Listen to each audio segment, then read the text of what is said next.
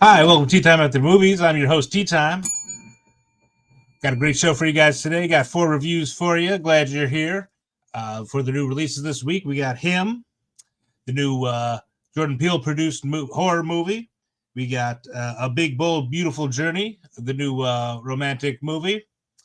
Afterburn, the post apocalyptic thriller kind of journey movie. And then lastly, we got the David Gilmour live at the Circus Maximus in Rome. Uh, Welcome to the show, everybody. Glad to be here. Did you have a good weekend? See any movies last week? Let me know in the comments. Got up to 4 subscribers. Thank you guys for subscribing. Thank you for watching.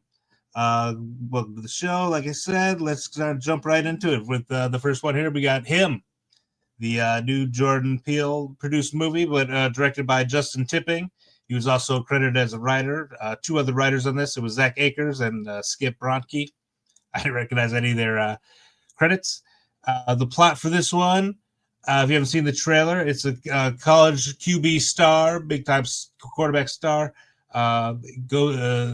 Misses the combine, so he has to go to the current GOAT, the greatest of all-time quarterback, played by Marlon Wayans, for training and mentorship as he tries to jump into the NFL himself. But he soon discovers that there might be something more sinister going on. This one is rated R, an hour 36 minutes. It moves pretty good, pretty good clip. Hour 36 wasn't that long. The cast: Marlon Wayans plays Isaiah. As I said, he's the GOAT, the current greatest of all time. He has like 7 or 8 championship rings and like an NFL like organization. Tyreek Withers plays Cameron, the young quarterback that is seeking Marlon Wayans' advice and help or his mentorship.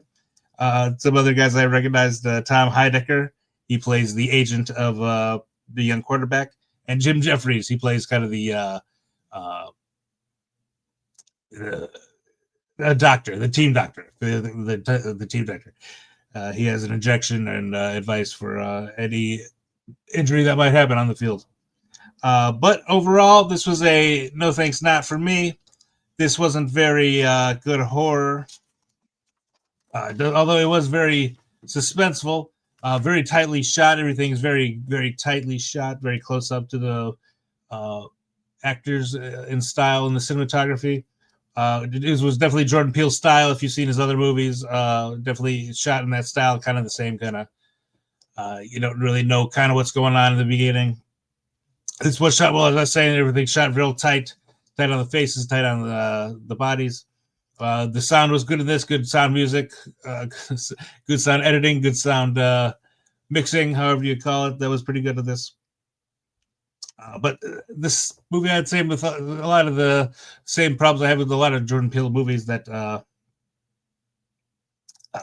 they live in a slightly altered reality. They live in our reality until something's discovered, until something in the plot is revealed, and then it's kind of slightly in the realm of the supernatural, but it's never really explained fully. They kind of show you've seen in his past movies where they show like where the people are stealing the young people's bodies, the old white people are stealing the young black people's bodies, so they go into the dark place. It's kind of explained with hypnotizing things like that in that movie, but this one, kind of the twist isn't really explained. Not that I'll reveal it or anything, but has that same Jordan Peele style, elements of not really explaining. First half was pretty good suspense building. You're not quite sure what's going on in the realm of the supernatural, or if it's just maybe he has a concussion. Well, he does have a concussion, but if it's the symptoms of that, I'm not quite sure. But where this one falls short, where does it really go? It doesn't really delve into like real issues. It's not really a commentary on the real NFL or anything. It's not really based in the reality of the real world with the twist. But there's the supernatural element. I won't ruin it, for you can tell from the trailer from all these type of movies from Jordan Peele that there's a supernatural element to them. So my probably they'll reveal it right in the last one where there was the alien in the sky or whatever, and then it just expects you to go with that premise and kind of and expect you just to know the background and all the elements that goes along with with the supernatural element of the story, is where it's not really explained too much how it really happens. There was good acting in this. The guy who plays the young quarterback, Terry Withers, he was really good. Marlon Wayans was really good. I love Marlon Wayans. He's hilarious, but to see him too often. Loved him in, what was it, Requiem for a Dream. He was great in that. He's always good, but comedy, right? The Wayans brothers, but he's really good in serious acting in this. I believed it. He notched it up when he needed to, and toned it down when he needed to. The bad about this was just kind of the supernatural elements and the unexplained elements of this. I guess I'll put up this banner here, Explicity, just revealing, spoiling it.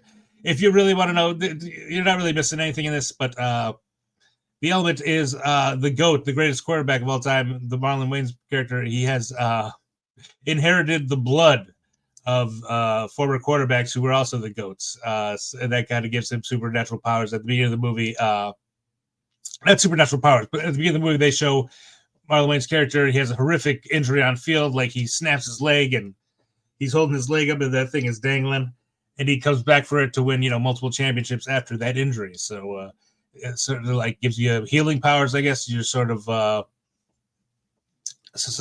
susceptible to pain as much. You're healed real fast, I guess. It's not really explained. And at one point, Marlon Wayans tells the younger quarterback that he's been giving the younger quarterback the blood that of the former quarterbacks, which didn't make too much sense because, like, they have to fight for the right to that blood at the end. So overall, it's kind of alluded. It's only an hour and a half, but it felt longer than that. You're not missing anything here, like I said. Good Marlon Wayans. You don't see him too often, but just bad story, bad ending. Because it brings it back. It brings it to reality where the owners and the agents there at the end, and another element where you don't really know if it's real or not. At the beginning of the movie, he's on the field, the young quarterback, empty field at night, and then so the mascot comes up from behind him and hits with like a hammer or a weapon that looks like a hammer, and then the mascot's already also in it later in the movie, but it's like in a dream sequence a couple times. So you don't really know what elements are real, what if these people are real or fake, or a lot of them have a lot of white paint makeup on. It just didn't make any sense. It wasn't good. You could skip this. It wasn't directed by Jordan Peele, so I don't blame it on him. Definitely had his elements in it, his touches, but can't fix a turd, if it's too far gone from reality. But you can skip this one. No thanks, not for me. Thank you. Right. Next up here, we have A Big, Bold, Beautiful Journey.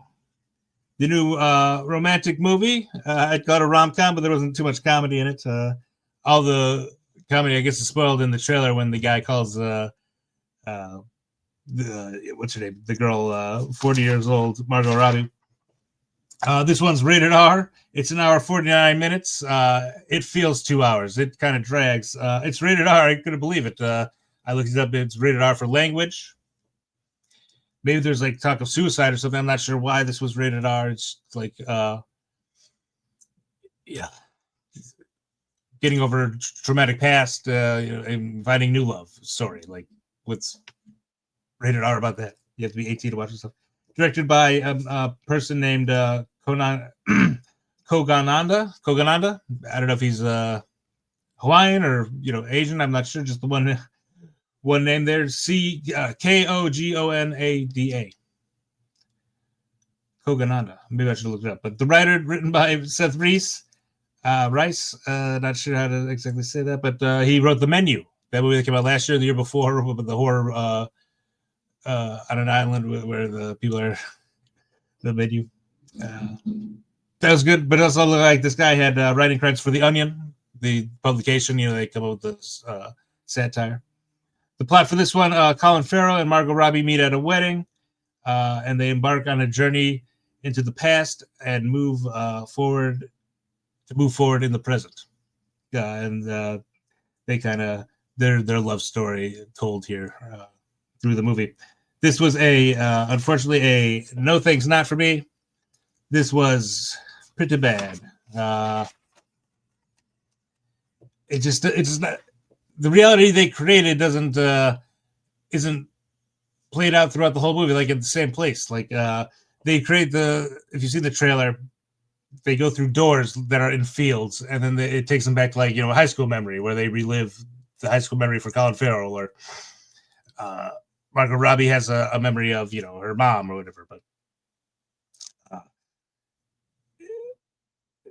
with the flashbacks, yeah, to decide how reliving these past memories live. Like sometimes they go through the door, sometimes they're just sitting in the car, and then it flashes back, and then sometimes they're in a field, and then they're in the flashback, and then suddenly they're back to the car. It doesn't make sense. Not that it really has to, but if you're going to make a plot like that, just be consistent and use the same walking through the door storyline. Don't just mix it up in the middle. At one point, they go back and they're just like in a giant warehouse, just like acting to one another. Like, skip it. You don't need to see this. Yeah, there's them acting. My notes here. We're like kind of similar film like La La Land. It had all the fun of the dancing and the singing and the camera moving a lot. Kind of similar love story type movie. This was just too depressing and sad with the flashbacks for like a story of like newfound love, and flirting and things like that. A lot of death, a lot of just embarrassing stories. It wasn't well paced. That middle part, just there's a whole lull in the middle. It's an hour long of, and that whole flashback with the Colin Farrell going to high school, that was way too long. I mean, they did the high school play where he's playing the lead, and they didn't need to do the whole play out. Yeah, this do these flashbacks, and then they're suddenly acting to one another in the warehouse that was in the beginning of the movie with Phoebe Waller-Bridges. Let me see here. My notes here. Oh, did I skip over the cast? My bad. The cast: Colin Farrell plays David, Margot Robbie plays Sarah, and Phoebe Waller-Bridge is also in this. She plays one of the car rental agents when they go there in the beginning to rent a car. And that didn't make sense. Whereas, like in other stories where like there's a magical element where they, you can live somebody else's life or switch bodies, like this it just happened because of the GPS in the car. And they made a big deal of the car being a 95 Saturn LS, whatever. Like, who cares? That's not funny. That's stupid. Make the car the magical thing that goes back. You make it a one-liner or something.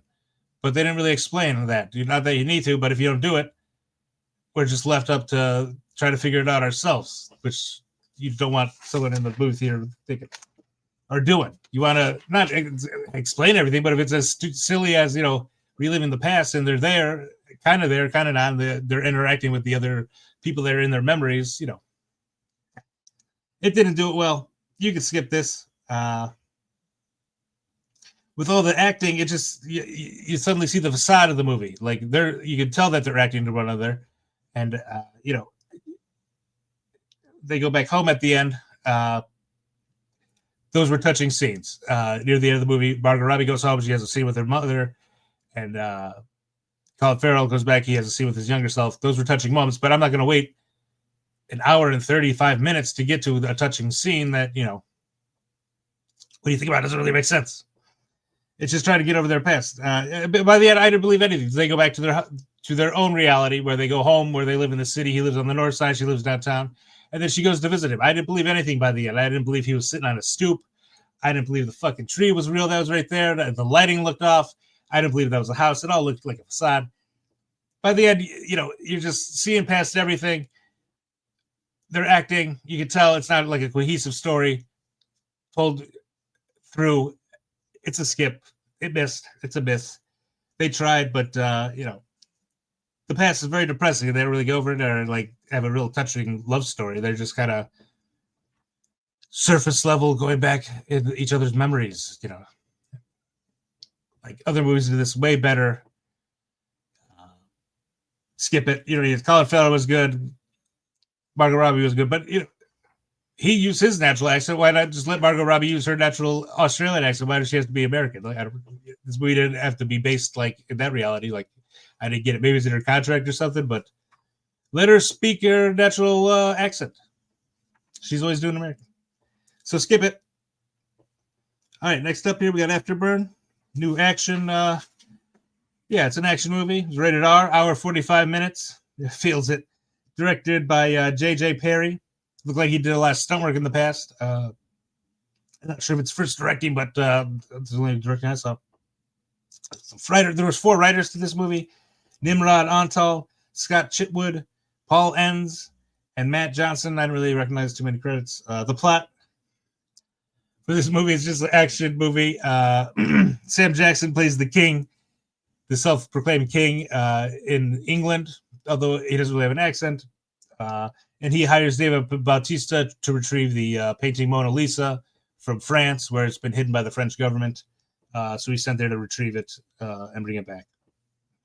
But this takes place in a post-apocalyptic world where a sun flare has hit the earth and taken out all electronics and all the government. So it's all kind of run where the federal governments were dismantled or overrun by local, people like Sam Jackson that took their own authority. So that happens, and then this takes place 6 years later.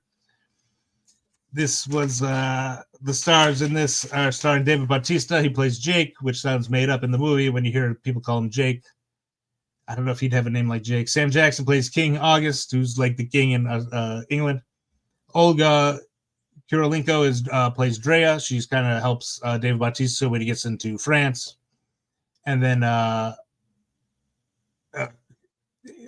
villain is played by Christopher Huju. He's the guy with the big orange beard from Game of Thrones, the big red hair. He was pretty good at this. But overall, this was a no thanks, not for me. This was bad action movie just because of the story. They don't really set up the world very well. Bad world building. It looked like they just shot like in behind of like a Jewel Osco in the the back lot of one of those and in like abandoned warehouses. This has in good movies you don't really notice it, but every single scene like they wet the ground. Even inside the warehouses they like wet the ground. I know it's a camera trick or it's more aesthetically pleasing when you film it, but it's noticeably in here, and it's just like why is every ground wet? Like even in the inside, didn't make too much sense. Bad story. This was like National Treasure, but in like a post-apocalyptic world with not a very charismatic Bautista. He kind of phoned it in this one. He has a tendency to do that every once in a while. So it's set in France, but everyone has like some sort of European accent, and they all speak English. No one ever speaks their native tongue, which I get it. But if it's a post-apocalyptic, I guess different. You just band up, but everyone speaks English. It's in France. No one's speaking French at all. Bad sound editing, bad music in this. There wasn't really a score, just kind of generic gobbledygook. Although there was good stunts and the action was decent for this very low, it's a low budget movie, but the action was pretty good. Good fighting. There were some explosions, but one thing you couldn't tell, like a grenade could either like take out a room full of people or just one person, or not be that volatile. Like, nitpicking there, but you've seen this all before. There's even like cannibal tribe in this one, but you don't really see them eating people or anything. It's just kind of like imply, or they say that they're cannibals. Bautista is breaking in to find this violin at the beginning, and the safe has like a letter pad, and the code is like a 6 or 7 digit letter, like a word that he uncovers, like an anagram, because he like could use UV lights to see which buttons they touched. But I didn't believe Bautista was solving any word puzzles there. Throwing people around like a train and hitting poles and action, beating people up, gunfighting, yeah. But discovering a wordle, no. So overall, it was a skip. You've seen this all before. Not even it seemed like Sam Jackson had like a cold at the beginning of the movie, or like his voice was like hoarse. You couldn't like.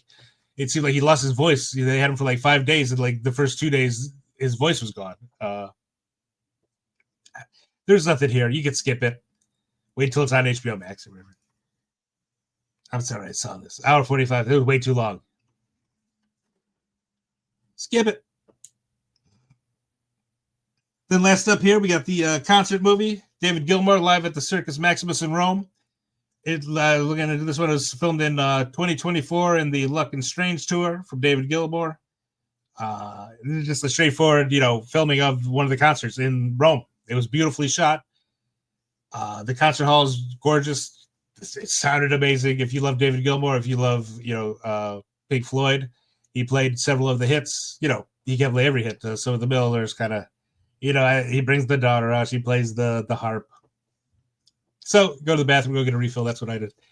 But at the end, he plays another hit at the end. So 2.5 hours. If you like concert movies, this is perfect for you. If you like the Pink Floyd, you like David Gilmour, perfect for you to see. Very limited. I saw it in IMAX. It was gorgeous. Filled that whole screen. Sounded great. Go see this if you can.